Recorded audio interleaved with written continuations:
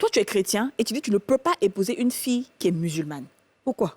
Parce qu'il faut forcément qu'elle se change. Et si cette fille-là se convertit au christianisme pour toi et qu'elle fait semblant de pratiquer alors qu'elle n'aime pas la religion, tu fais quoi? Juste pour te faire plaisir? D'accord. C'est une question d'amour. Je peux rencontrer une fille qui me plaît, je veux dire, qui a les atouts que je recherche. Exactement, comme nous autres, là. Voilà. Voilà. Il se trouve que tu es d'un autre bord religieux, voilà, par rapport au mien. Je sais, d'abord, qu'on ne partage pas la même religion. Ça, je sais. Si je m'engage dans cette relation, je m'engage tout en sachant qu'il y a un péril sur le chemin. Il y a un danger sur le chemin. Un péril sur le chemin, d'accord. Il y a un danger sur le chemin. OK. Alors, donc, je veux dire, je ne m'engage pas dans le but de te faire changer. OK. D'abord, ce que je dois faire, c'est de t'évangéliser. D'abord, C'est ça. t'évangéliser à ma religion. Et quand tu acceptes ma religion, Mais je vais parler plus tard de mariage. Mais je ne vais pas mettre la charrue avant le bœuf. Je vais te présenter le projet de mariage et puis t'évangéliser dans le foyer. Le foyer, là, ce n'est pas une croisade d'évangélisation. Ce n'est pas un combat spirituel. C'est pour s'épanouir. Moi, ce qui me fait mal, là, c'est que vous, les hommes même, là, on n'a qu'à arrêter ce discours-là. Ça me fait mal. Parce que vous commencez, quand vous êtes au début d'une relation, c'est doux, c'est chic. Vous dites, non, moi, je suis musulman, elle est chrétienne. OK, c'est doux, ça va. Au bout de 2 ans, 3 ans, vous avez gaspillé le temps de la fille. C'est quand au moment maintenant où vous devez faire les choses sérieuses, là, que non, que si tu te convertis Mon pas. papa dit que tu n'es pas musulman. Ça veut dire quoi, ça? Pourquoi? Chacun n'a qu'à rester dans son chacun. C'est pour éviter ça. Moi, je trouve que quand chacun reste dans son chacun, c'est de la discrimination. Ça veut dire que le peuple, même sur la terre, est divisé, quoi. Non, sinon on est chrétien, quand restons nous chrétiens, si on est musulmans, c'est n'importe quoi. Pour ça, je trouve que c'est pas musulman. Non, c'est pas normal. L'amour, le premier commandement, c'est l'amour. Non, arrête. Et puis, où est la tolérance dans ça? Où est la tolérance? Où est la guerre dans ce qu'on est en train de dire, là? Si on refuse l'autre, à cause de sa religion. Il y a des enfants des pasteurs qui se convertissent en deviennent musulmans. Il y a des enfants musulmans qui deviennent chrétiens. Donc ça arrive. On parle pas, il y a des grands pasteurs ici aujourd'hui qui sont même Moi, en tout cas, aujourd'hui... personnellement, mon mari est musulman. Et je le dis à la télé, mon mari est musulman, je suis chrétienne. Et c'est avec cet homme-là que j'ai eu toutes mes bénédictions jusqu'à aujourd'hui. Je ne sais pas si ce sont ses prières, mais c'est moi. C'est qu'elle su, c'est grâce à nos prières, nous deux, que je suis bénie. Moi, j'ai toujours vu mon mari se lever tôt le matin, faire ses prières, et ça ne m'a jamais dérangé. Ramadan, là, c'est moi qui prépare. Tabaski, on est ensemble, on va aller faire truc de mouton. Toutes les fêtes, on est ensemble. Maouloud, je vais veiller à lui. Maintenant, c'est vrai que mon mari ne vient pas avec moi à l'église.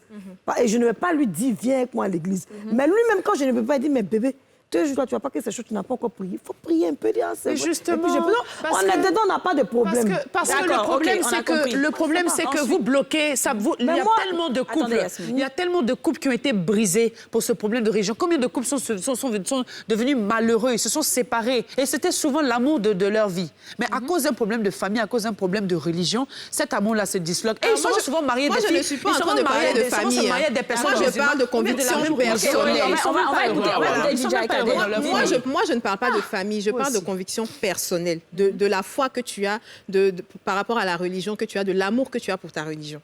Quand tu aimes ta religion, c'est ça que tu as envie de pratiquer. Tu n'as pas envie de changer pour quelqu'un, surtout pas pour quelqu'un. Peut-être que tu as découvert une religion, tu as appris à connaître cette religion, tu as aimé cette religion-là. En ce moment-là, tu te convertis à la religion. Mais c'est pas parce que quelqu'un m'a dit que je t'aime que je vais me convertir à la religion. Ce qu'on dit aussi, c'est que...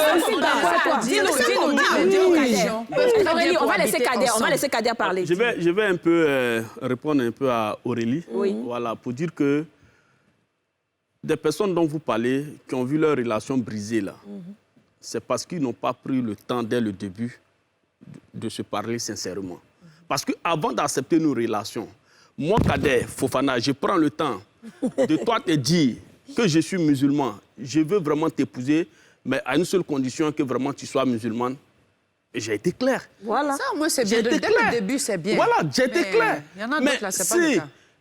C'est dans le foyer que je vais venir t'apprendre. Après des années de après des années de relation que je vais Est-ce que cette approche-là, Le fait de dire à quelqu'un, je veux de toi, mais c'est ça, on appelle la sincérité. On va laisser Kader et Chilo parler. Voilà. Moi, je trouve que cette approche-là, elle n'est pas bonne. Non, mais donc si tu prends le temps, pendant que tu vas prendre le temps de jouer avec la bonne dame, et c'est là que tu vas lui dire... Quand je trouve la personne... En fait, il ne faut pas mettre l'amour devant. Il faut mettre la relation ou le mariage.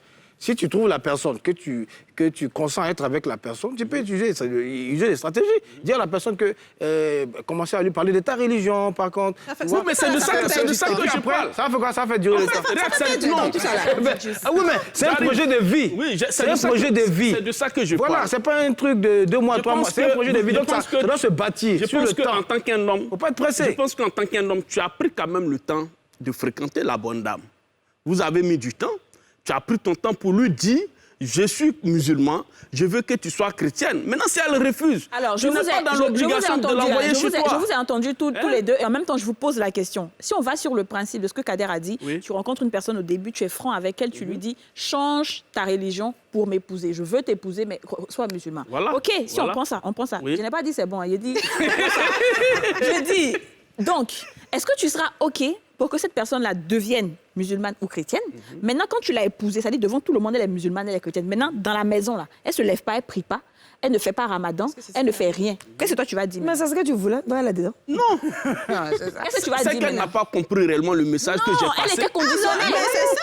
Tu l'as conditionnée. C'est ce que je disais. C'est ça, Elle n'a pas compris le message que j'ai passé avant qu'elle rentre dans mon foyer. Elle veut être avec toi. Non, Donc, elle ça... est partie, ils ont prié sa tête, ils ont versé les enfants. Elle dit, elle est avec toi. Elle ne veut pas prier. Moi, sur cette base-là, je serai obligé de divorcer. C'est ça le truc. Non, c'est ça, je serai obligé de divorcer. Parce que j'ai été sincère dès le début avec elle. Mais c'est pas parce que tu es installé maintenant, tu es dans les conditions, tu penses que oui, tu as le monsieur en main. En général, les histoires de le fait d'avoir confessé qu'elle reconnaît le prophète, qu'elle reconnaît tout, elle a fait une manière d'avoir renié sa religion. Donc elle a fait un pas dans le spirituel, là même, c'est grave. Non, c'est pas ça. C'est pas ça. C'est entre elle et Dieu. Moi, je dis parce que c'est ton manque de tolérance qui a fait qu'elle est tombée dedans. Tu es dedans. C'est ça que je dis. Elle a arrivé avec Dieu, mais pas avec s'il vous plaît. Les histoires de conversion, là, comme je disais tantôt, il y a beaucoup d'hypocrisie dedans. Souvent, même la monsieur et madame sont de connivence. Bon, je sais que tu vas gérer ta religion quand tu seras dans le foyer, mais pour que mes parents valident notre relation, il faut te convertir. La dame elle va se convertir ou bien le monsieur va se convertir. Une fois que le mariage est signé, les papiers sont signés, il fait ce qu'il veut dans son ménage, elle fait ce qu'elle veut dans son ménage. Donc, c'est pour ça que je dis, de base, là, si tu sais que toi, ta religion, là, elle est très importante pour toi, choisis quelqu'un qui partage ta foi. Chilo, je te pose aussi la même question, parce que toi aussi, tu dis que tu ne peux pas épouser une fille qui est musulmane. Si tu vas vers une fille que tu évangélises et qui devient chrétienne, mais qui ne fait aucun de tes cultes, qui ne pratique pas du tout, à la limite, elle s'en fout. Parce qu'elle ne connaît pas ta religion. Elle était musulmane. Et c'est pour toi qu'elle est devenue chrétienne. Donc, en fait, une fois qu'elle t'a eu, elle s'en fout, en fait. Ben justement, c'est ce que je disais. Je dis, je vais lui parler de ma religion. Je vais lui parler de mon sauveur. Je vais l'amener à l'église. Et tout à l'heure, quelqu'un disait, non, ça va faire durer les choses. Je dis, mais oui, c'est un projet de vie. Et je prends du temps pour bâtir ça. C'est quand je sens que la personne est vraiment intéressée à ce que je lui dis, à la religion, elle commence à vraiment à être autonome spirituellement, tout et tout, que je peux maintenant présenter le cas du mariage. Ah, d'accord, ok. Parce qu'on ne se marie pas, on ne se marie pas pour divorcer. On se marie pour être épanoui dans le foyer. D'accord. Nancy n'est pas très d'accord avec tout ça. Moi, je ne suis pas d'accord. Je ne suis même pas d'accord avec ce que vous dites, parce que je me dis, dans ce que vous dites, il n'y a pas la place même du fondement de la religion. La religion dit qu'il faut s'aimer, il faut aimer son prochain. On n'a pas dit qu'il faut aimer le prochain qui est de la même religion que toi. Donc, le fondement même de la religion est faussé. Toi qui es un homme de Dieu, tu dis que celui qui est en face de toi, là, s'il est musulman, tu ne peux pas bâtir ton projet de vie avec. Mais tu n'aimes pas ton prochain.